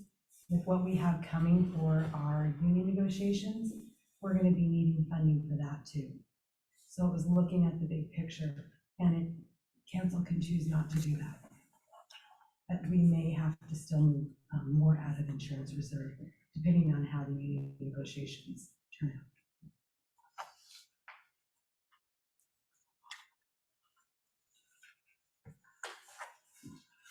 Thank you. Yes, Councilmember Gaten. The money that you're receiving that's been allocated, is that going to be able to address the situation with the PPE and the exposure to chemicals? Yeah, we do have an element within our budget for protective equipment replacement. NFPA, National Fire Protection Association standards mandate that equipment gets replaced, our gear gets replaced every 10 years. So, and we have a cycle, and I believe it's 13 individuals that their gear is up. So it'll be up-to-date gear with the rest of them, and be able to be utilized safely. Wasn't there also an issue with proper storage of the equipment with the exposure of carcinogenic chemicals in the firefighters? Yeah, we do have just kind of an issue, and that's something that we're going to address with the added money for facilities. Yes. So the facilities were built, as we've talked about this before, is 1966 fire service, not the fire service today, and what we know about the dangers of firefighting and the chemicals, the carcinogens that are on our gear that stay on our gear even after we're out of the fire. So part of that process is going to be looking at kind of enclosing those areas and cording them off so it's not just one big open concept like the apparatus in the living area tends to be. So we're addressing that concern with the facility improvements. I was wondering if there was any type of temporary thing that's coming with that allocated money as to. No, so what we're looking for is, I guess you can call it temporary, as a temporary fix on the buildings, hoping we get new ones. But as far as the equipment replacement, that's ongoing. And then the separation will help, like I said, kind of corral those materials in their areas. That's been weighing heavy on my mind ever since I learned of that you guys are dealing with the exposure to chemicals every day, having to walk past that gear that's not even being used at the time, like if you store it somewhere separate would be very nice. Yeah, that's why we want to enclose it, so it doesn't become just a hallway, it's more of an effort to get through there too. Here. I'm happy to answer any more questions. Yes, Councilmember Ellis. So as I looked through the mayor's letter, his message to staff and residents, highlighting budget priorities, as close as he comes to addressing the concerns of our downtown business owners, with regard to the homeless population living particularly in the footprint of the Shayless River Bridge, as well as in downtown doorways, is adding $25,000 for helping with the cleanup, and one other personnel. But $25,000 doesn't come close to paying for the ongoing having to service the outhouse, to haul away garbage, to haul away abandoned stuff. And in light of the hundreds of thousands of dollars that our businesses have suffered because of this, I think that we deserve to call out a specific, carve out a specific part of our budget, so that we've got funds that we know we can spend to help alleviate this situation. Animal control has a budget of 179,000 plus. And in 2020, council had funded almost $82,000 towards homeless response. I'd like to see us at least match that, but preferably designate $100,000 to fund 108 that can be used towards implementing some meaningful solutions in our downtown area. And without putting the money towards that, we're offering our citizens and our business people nothing. And I don't think that's right. Do you have some general ideas of like what those solutions would look like so that I can operationally fulfill that? So the garbage doesn't seem to be getting picked up on a daily basis. More regular garbage maintenance, adding another outhouse. There's one outhouse for at least 40 people. And so there's a lot of using other areas for people to take care of basic needs. And then implementing some course of action that hopefully will either come out of the homeless committee or discussions between the city and the county. But at least we would have something that we could leverage for next steps. So Councilmember Ellis, since this is the budget as it's written today, are you looking to make a motion to change something within the budget? Or are you making a comment about a future priority that the city should? I would like to propose this as a change to the budget.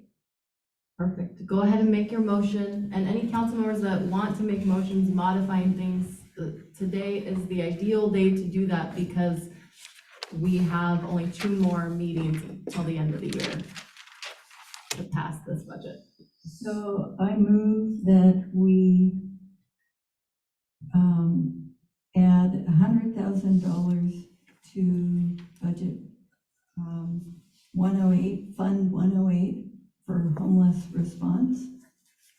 And with the thinking that that money would come from the general fund reserves. I'll second that. It's been a motion and a second to add $100,000 to Fund 108 for homeless response from the city's reserves. Is there any discussion? Councilperson Jha. Try not to be surprised. I'm not shocked. First of all, I think it's an overstatement to say that the mayor's budget doesn't try to address this at all. I don't necessarily agree with the way it tries to address it, but this budget does propose the addition of an additional full-time employee to deal with management of what's going on down there under the bridge. So that is funding that is in this budget that we could, actually, my personal opinion is we are funding the back end of something that we should be funding the front end of. But I just want to share my thought that it's not that there's a failure to address it. It's just that I think maybe we have a disagreement on how to address it. So to fund an additional full-time employee plus an additional $100,000 that hasn't really been identified on how we might spend it, I'm not quite ready to support the motion, I'm sorry. Councilmember Sedor. When I first reviewed the city budget, I know my first reaction when I was getting through all those multiple pages of numbers, I got to a specific category in the budget for homelessness, and it was budgeted at 0. And I started asking a few questions like, why do we have absolutely nothing in the budget? Now, if we are spending money, and it's my understanding that we do spend certain city resources towards taking care of some of the issues related to homelessness, including trash pickup and a few other things, but they're allocated to other line items or in different departments. They're not specifically allocated to the homeless fund. So the question is, how much are we actually spending out of our city budget on homelessness solutions or costs associated with it? I wouldn't mind seeing those costs better delineated within our budget so we get an idea of what are some of the costs that we're incurring to deal with the problem. Whether 100,000 is adequate or not, what's exactly it's going to be used for, at least we know we've got a dedicated amount of money that, like for trash pickup, like Councilmember Ellis suggested, extra porta potty, various things like that. I have no problem with that. Now, when it comes to the trash pickup, we are reimbursed by the Department of Transportation for that. We do submit invoices to them and they do reimburse us. So that doesn't have as much of a cost. So like if, they do reimburse us for whatever we're paying to do that because. Is that because the trash pickup is underneath the bridge? Correct. What about other happening. trash pickup in other areas of the city? Oh, I related to? see Rick. Director Sanger has a comment. Has a comment. Go ahead. Yes, Stan, we pay for the trash cleanup at where the old Stoffers was, and the state pays for the trash cleanup underneath the bridge. One thing I did want to clear up, it sounds like it's a thought that we're asking for a new employee.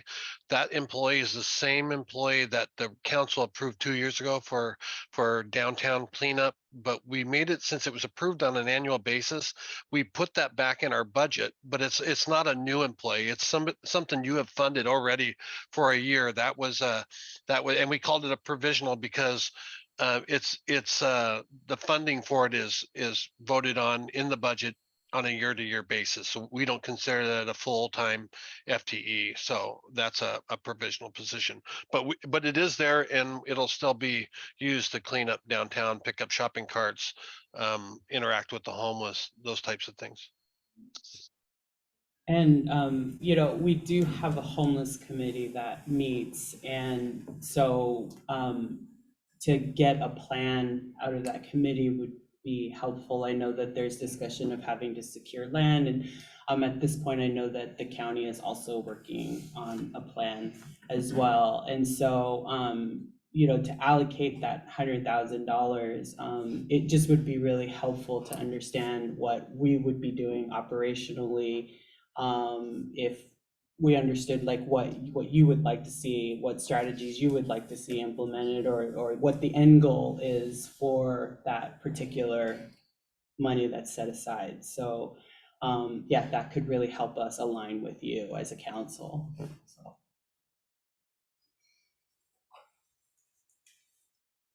Well, I'll just throw in my 2 cents, and being a member of the homeless committee, this weighs heavily on my mind all the time, feeling like I am failing the city in response to homelessness.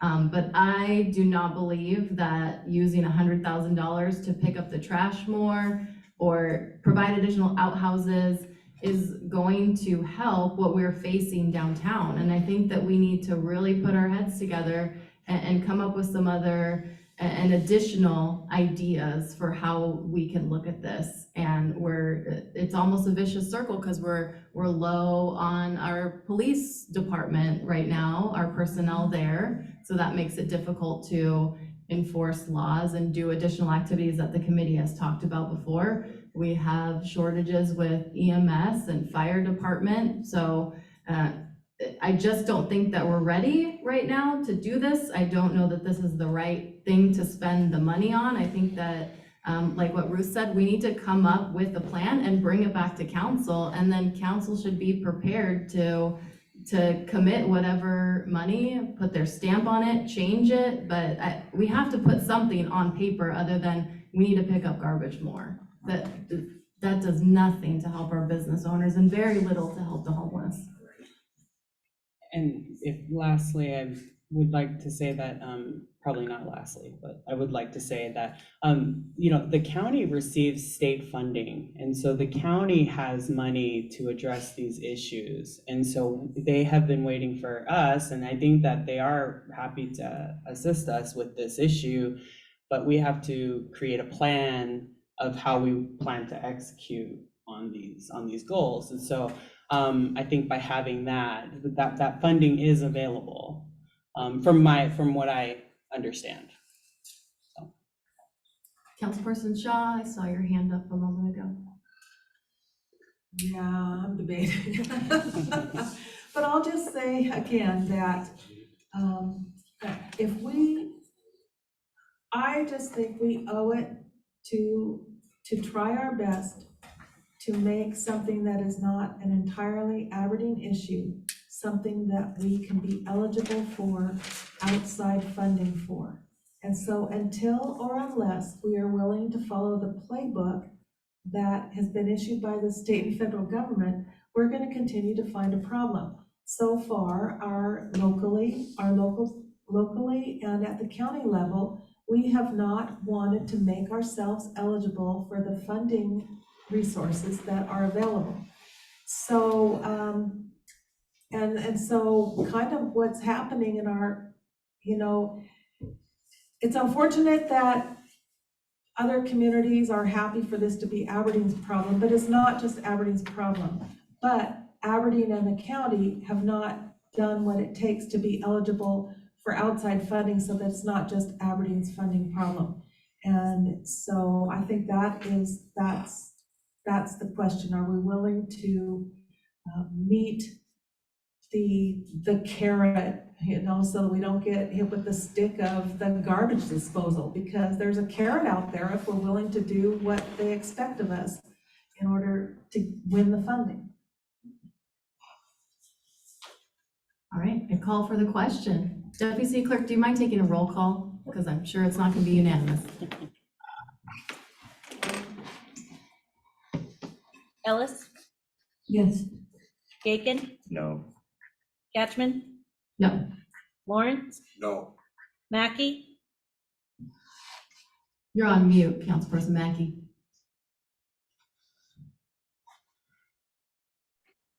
No. Morrison, No. Bertini, No. Ross, No. Shaw, No. Sedor, No. fails 1, 2, 9. Thank you. Any further discussion regarding final budget and department head presentation? Madam Chair? Yes. I would like to make a motion that we ask the finance director to work with department heads so that expenses that relate to homelessness are accounted for. I second that. There's been a motion and a second to ask the finance director to work with department heads for expenses related to homelessness to be accounted for in a centralized reporting location? Yes. Okay. Discussion from council members? It would be a good start to know what we are really spending and for what. I was wondering for staff, and Rick, maybe you can address this when you respond, but is there anything within this that isn't feasible to be able to calculate, or that wouldn't be able to put into some sort of report regarding this? Easy peasy. and not an issue at all. We can follow, we can do a work order, we can track it all. That's not a problem. Do you want labor and equipment costs, fuel costs? Those costs that are buried in our department, because it's gonna get ugly.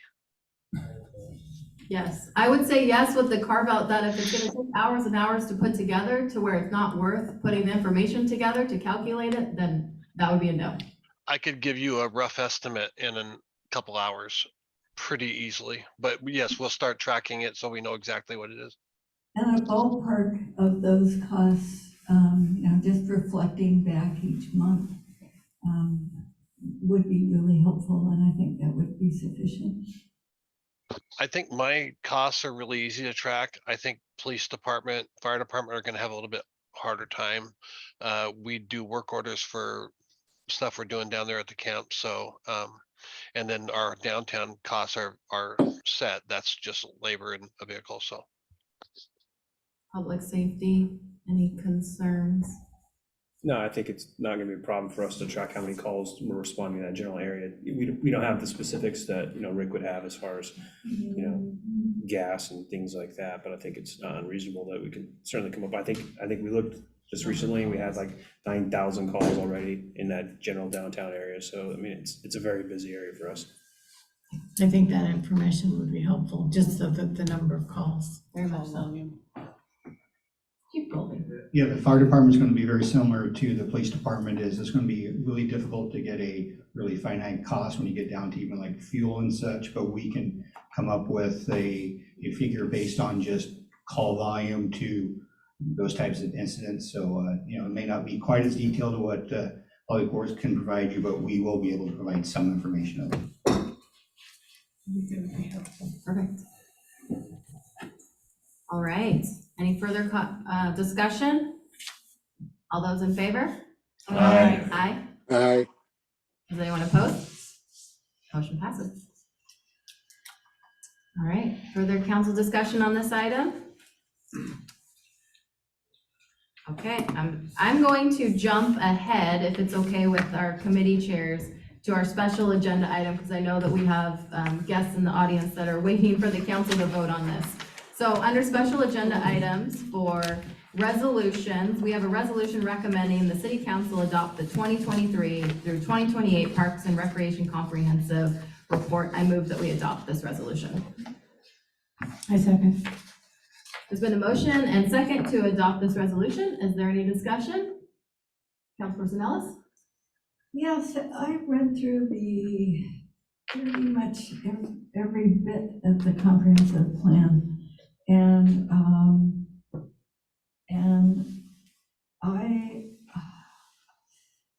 I wanted to see more. A lot of it is boilerplate carried over from the previous year. And there are definitely gaps. For example, how will the Parks Department be looking to make sure that all people in our community are represented in the services that are being offered? I think particularly of the Hispanic members of our community,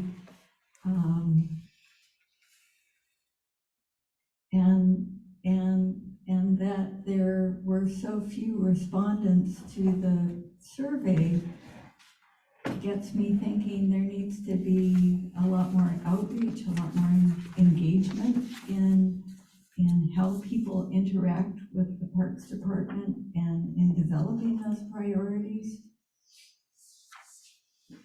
I understand that we're on a bit of a time crunch to approve this so that grants can be sought after, but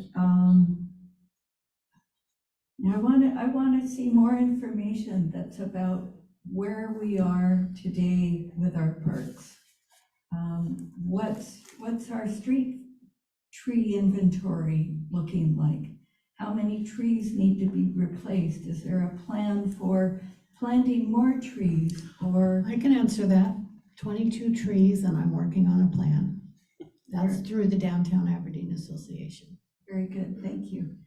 And how will the Parks Department be adjusting planning towards climate change, which already is taking a real severe toll on trees, especially mature cedar trees? And we have a number of those in our parks.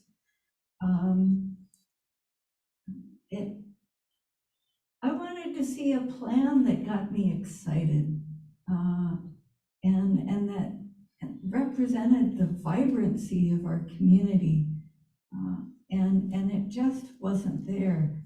And so perhaps there can be, if this is the comprehensive plan for 6 years, then I want to see an annual plan update that provides some of that information, and that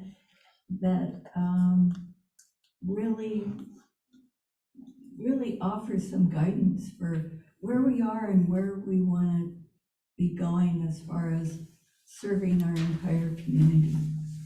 Director Barnum. I just want to add, if it is important that the comp plan get adopted, I have a $150,000 grant on the line if you do not adopt the comp plan. If there are things you would like to amend or change in it and then adopt it, then please do that, but it needs to get adopted or this pending grant I have will not get funded. Councilperson Ross. I'd like to just point out too that this is a plan. There's a lot more work that needs to go into every single one of the projects that's listed in here, but we just need a piece of paper that says, this is what our plan is for the next 6 years. It's very fluid, you know, there's going to be a lot more development in all aspects of the plan. So I think if we get too specific in the plan, I think it's gonna make it a lot more difficult to actually proceed. I'm wanting to say less is more in this case. That's my opinion. I think Councilmember Morrison was first. Thank you. I just wanted to say thank you to Parks Director Barnum, staff and the committee members for putting together what I thought was a very thorough report and presentation. I really appreciated the history that was put in the report.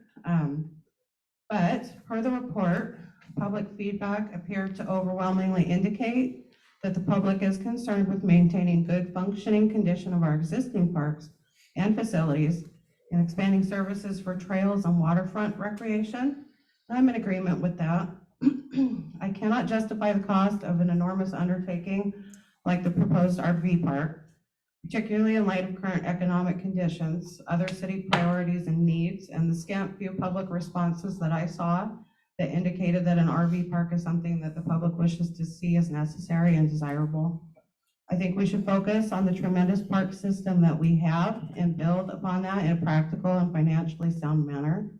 So with that, I would like to move that we strike reference to the RV park from the comps plan and cease planning for this project. I second it. There's been a motion and second to strike the reference of the RV park from the 2023-2028 Parks and Recreation Comprehensive Report. Is there any discussion?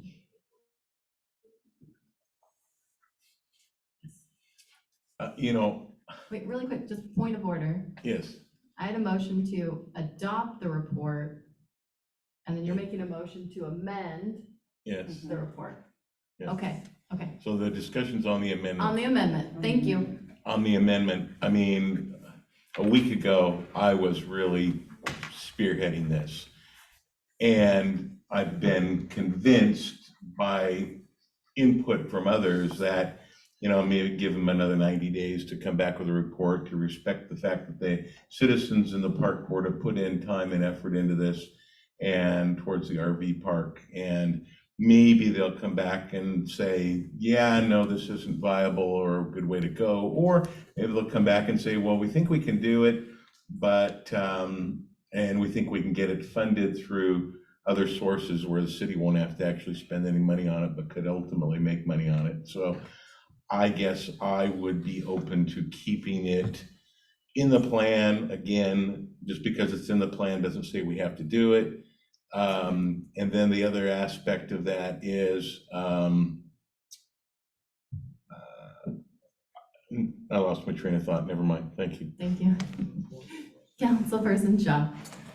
I offered my preemptive opinion earlier, so I won't repeat it, but I will just remind everybody, we go out for grants for these projects. We accepted a grant to study this project. We created a citizens committee.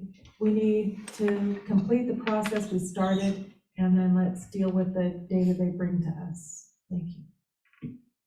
Thank you. My comments, out of respect to the many people that have put time into this, out of their normal, very busy day jobs and lives, free expertise that they're providing to us. I want to see the final report out of respect to them. Like I said, I do have concerns with how it's penciling out the same way that they do, but I also don't think that they are going to lead us in a direction where council, if it doesn't pencil out, I cannot see them coming back to us and recommending this. So I want them to finish up their work and respect the process. Further discussion? Yes. This is still a difficult decision for me, but I'm willing to wait till the end of first quarter to get more information about this project, and that it's not going to cost us anything to get that information. And it gives us a quarter to be talking with our constituents to see where they are on this matter. Get more input from people we represent, and then we'll be able to look at it again sometime in the spring with much more information.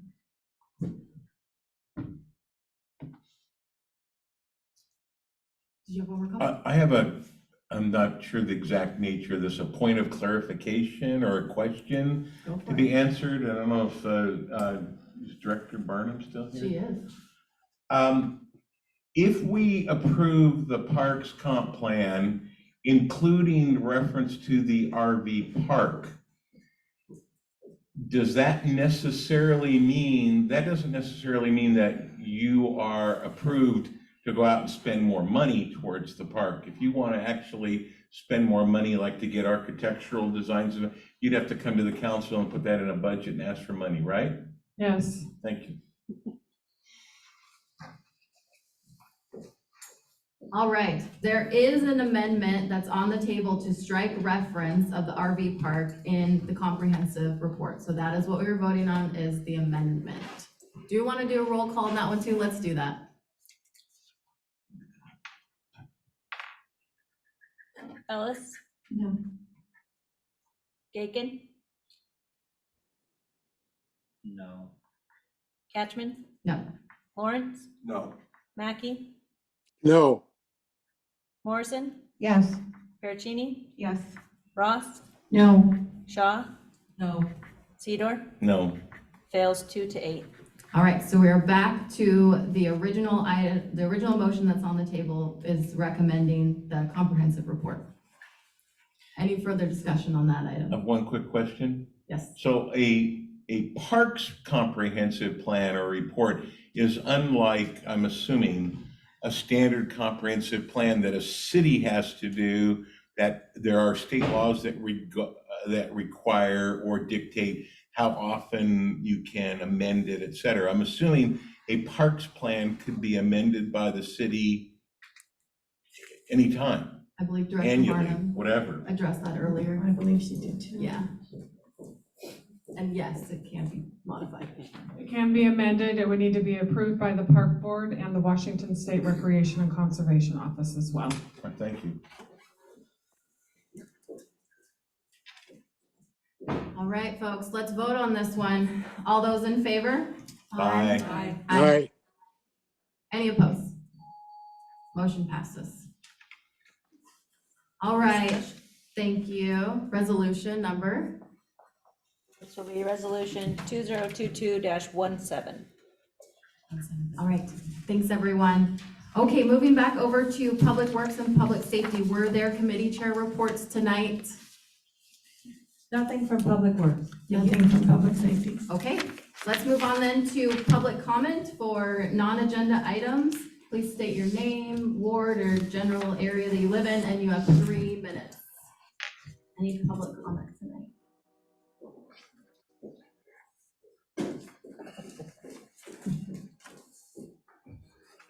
Since Betty and Bobby are not here tonight, I want to remind everyone that Winterfest is this State your weekend. name really quick. Stacy Barnum. I live in Central know. Park now.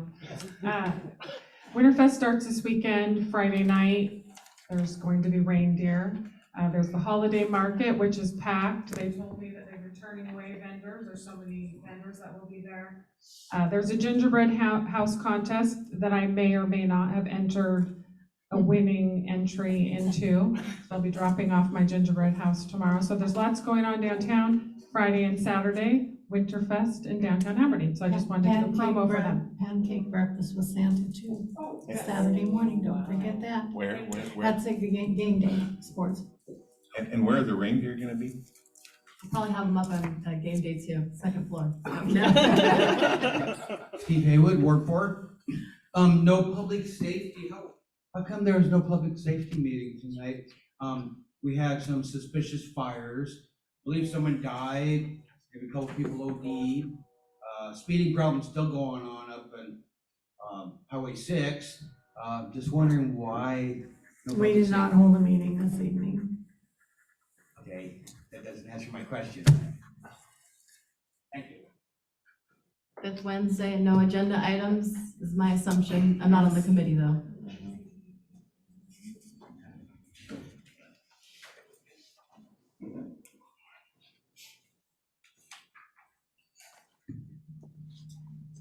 Gilbert Seidel, I'm not sure which ward I live in, I live right here on the Cosmopolis border there, Aberdeen. You guys talked about some drainage and stormwater runoff, issues there, or not there, but that you were looking at some of the issues in town there. What areas were they looking at? Are they looking at that area over there for any of those solutions for that area? A lot of the work, in our director of Public Works, Rick Sanger, can answer this better than I can, but a lot of the work that we're conducting is in preparation for the levee project that we're doing, and also for the Fry Creek pump station as well, so. Is that Fry Creek, I don't know if it would actually benefit that area where we're at. We're basically 2 blocks from Cosmopolis there. And just this last night, our house floods completely around and then drains, overnight. But we're basically, from what I've talked to the street department that deals with some of it, they deal with cleaning out the drains and stuff over there. They said that we're at the very kind of end of the system, or the beginning of the system, where everything else has to drain for us to get there. I know there used to be a pump station before the levee was put in that area, and it was removed when the levee was put in.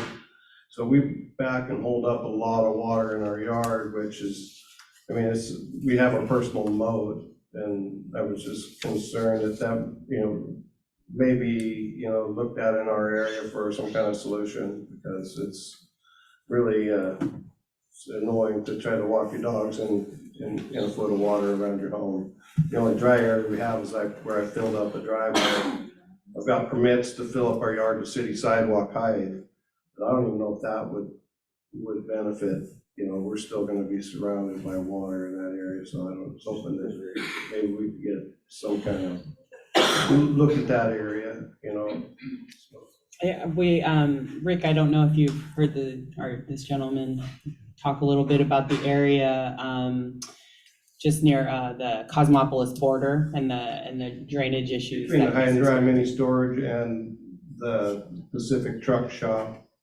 Yeah, I'm not sure. I'm not aware of the issue that he's talking about, but if you can just give me a call tomorrow, I'd be happy to come over and take a look at your individual situation and see if there's anything we can do. We, the south side, that, a lot of our issues over there we're just low. The streets are, we have tides a foot higher than the streets a lot of times, and we end up kind of being a bathtub. I'm not aware of a pump station that was taken out. It was before the dike was put in that area. There used to be one there kind of off of the Meade Street, I think.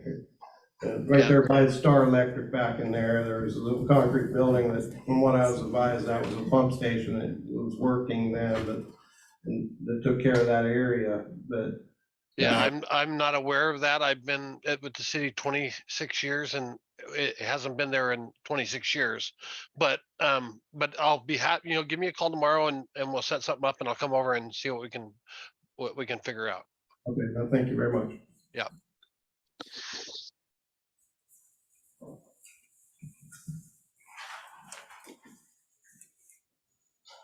Thank you again. This is Rich Hartman. Thank you for trusting the process that we're in with the Parks Board and the RV park. We won't disappoint you. We might not have a recommendation for you, but we won't disappoint you. You'll be proud of the work we do. Council personnel, so I want to thank you for doing your best to address the situation we business owners are under. I feel like I repeat this all the time, but not all of you know me very well. My own stores, I have to have 2 security guards at night now. You know what minimum wage is. These people are not minimum wage. So I've got 2 employees that do security now at my stores, along with an interactive camera system. That's going to be another $50,000 a year on top of it. What she offered up from the entire city to help the business owners, I'm doing myself on an annual basis. So please understand how critical this is, and your police officers and your chiefs aren't getting the support they need to do the job we all want them to do. At this point, almost a bad idea is better than what we have right now. You all live in this town. You drive home at night, you go through downtown, you see the people in the doorways, you see the people in the businesses, you see the people doing drugs right out in the middle of the day.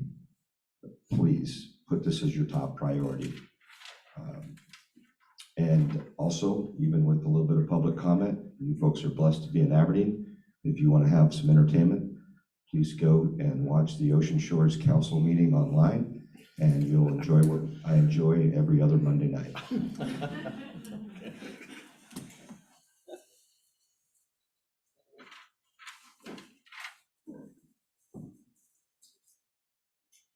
Gilbert Seidel again. I do have a backup, kind of what he's saying there. There's maybe some kind of solution there to address the homelessness versus the people that are on drugs and choose to have that living.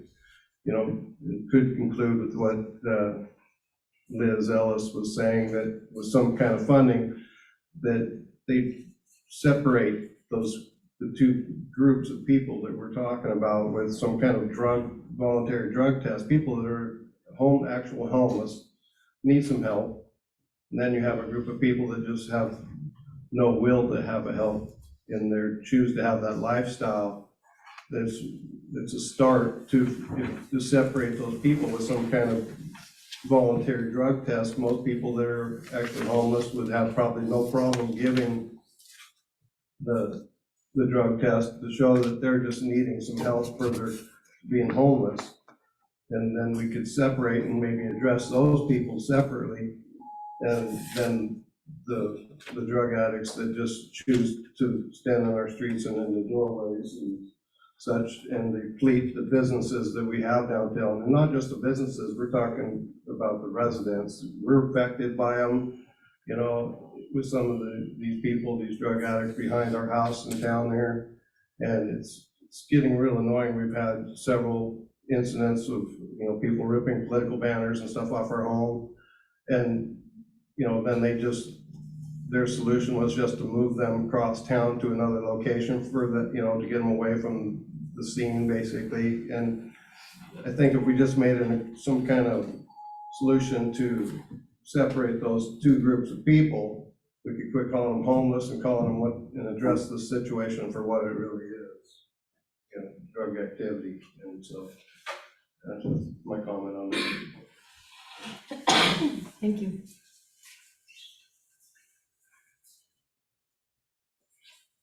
Seeing no further public comments. Let's see, make sure I do this right. So I need to move that we adjourn because council's now going to meet in a closed We get session. council comment first. Oh, man. Council comment, thank you. Then we'll adjourn. Seeing no council comment, I move that we adjourn so that council can now meet in a closed session. Second. Motion and second. Any further discussion? We're leaving by unanimous consent. Okay.